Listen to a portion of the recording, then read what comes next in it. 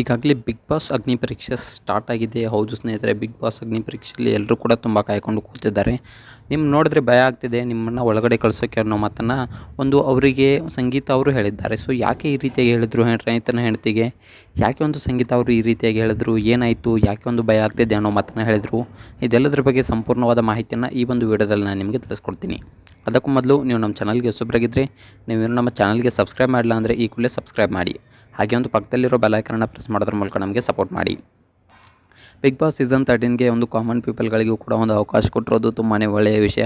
ಆದರೆ big boss ಈಗ ಯಾವ ರೀತಿ ಆಗ್ತಿದೆಯಪ್ಪ ಅಂತಂದರೆ ಇಂಟ್ರೆಸ್ಟೇ ಹೋಗಿಬಿಟ್ಟಿದೆ ಬಿಗ್ ಬಾಸ್ನಲ್ಲಿ. ಸೊ ಈ ಅಗ್ನಿ ಪರೀಕ್ಷೆ ನಡೆಯೋದ್ರಿಂದ ಇಂಟ್ರೆಸ್ಟೇ ಹೋಗಿಬಿಟ್ಟಿರೋ ಥರ ಆಗಿಬಿಟ್ಟಿದೆ. ಇನ್ನು ನೋಡಬೇಕಪ್ಪ ಅಂತಂದರೆ ಬಿಗ್ ಬಾಸ್ ಸೀಸನ್ 13ರ ಅಗ್ನಿ ಪರೀಕ್ಷೆಯಲ್ಲಿ ತುಂಬ ಡಿಫಿಕಲ್ಟ್ ಆದ ಟಾಸ್ಕ್ಗಳನ್ನು ಕೊಡ್ತಾ ಇದ್ದಾರೆ. ಸೊ ನಾವು ಹಲವಾರು ಬಾರಿ ನೋಡಿದ್ದೇವೆ. ಸೊ ತುಂಬಾ ಟಾಸ್ಕ್ಗಳನ್ನು ಕೊಡ್ತಾ ಇದ್ದಾರೆ. ಬಿಗ್ ಬಾಸ್ ಕನ್ನಡ ಸೀಸನ್ 13ರ ಮನೆಗೆ ಪ್ರವೇಶಿಸಲು ಸ್ಪರ್ಧಿಗಳು ಎದುರಿಸಬೇಕಾದಂಥ ಅಗ್ನಿ ಪರೀಕ್ಷೆ ಕುರಿತಾಗಿ ರೈತನ ಕುಟುಂಬದ ದಿಟ್ಟ ಮಹಿಳೆ ಹೇಮಲತಾ ಮತ್ತು ಸೋಷಿಯಲ್ ಮೀಡಿಯಾ ಖ್ಯಾತಿಯ ಗಂಗಾ ಅವರು ಪಾಲ್ಗೊಂಡಿದ್ದರು. ಸೊ ವೇದಿಕೆ ಮೇಲೆ ಹೇಮಲತಾ ಅವರ ಮಾತುಗಳನ್ನು ಕೇಳಿ ಜಡ್ಜ್ ವಿನಯ್ ಗೌಡ ಹಾಗೆ ಅವರ ಹಳೆಯ ಮಾತುಗಳನ್ನು ನೆನಪಿಸಿಕೊಂಡಿದ್ದಾರೆ. ಹೌದು ಸ್ನೇಹಿತರೆ, ಬಾಗಿಲು ತೆಗಿರಿ ಬಿಗ್ ಬಾಸ್ ಅಂತ ಮಾತನ್ನು ವಿನಯ್ ಗೌಡ ಅವರು ಹೇಳಿದ್ದಾರೆ. ಸೊ ಸುಮಲತಾ ಅವರನ್ನು ಹೊರಗಡೆ ಕಳಿಸಿ ಅನ್ನೋ ಮಾತನ್ನು ಹೇಳಿದ್ದಾರೆ. ಸೊ ನೋಡಬೇಕಪ್ಪ ಅಂತಂದರೆ ಯಾಕೆ ಈ ರೀತಿಯಾಗಿ ಹೇಳಿದ್ರು?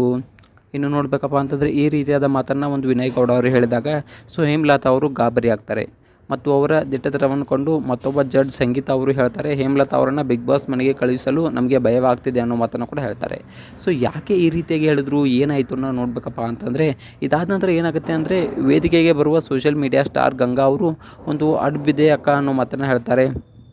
ಆಮೇಲೆ ಸಂಗೀತ ಅವರು ಅದಕ್ಕೆ ಕೌಂಟ್ರ್ ಕೊಟ್ಬಿಡ್ತಾರೆ, ಎಲ್ಲಿ ಅಡ್ಡ ಬಿದ್ದೇ ಇಲ್ವಲ್ಲ, ಸೊ ನಿಂತ್ಕೊಂಡಿದ್ವಲ್ಲ, ಈ ರೀತಿಯಾದ ಮಾತನ್ನು ಹೇಳ್ತಾರೆ. ಇನ್ನು ನೋಡಬೇಕಪ್ಪ ಅಂತಂದರೆ ತುಂಬ ಬಿಗ್ ಬಾಸ್ ಈ ಸೀಸನ್ ತುಂಬ ಕೆಟ್ಟದಾಗಿದೆ. ಕೆಲವೊಂದಿಷ್ಟು ಜನರಿಗೆ ತುಂಬ ಚೆನ್ನಾಗಿ ಅನ್ನಿಸ್ತಾ ಇದೆ.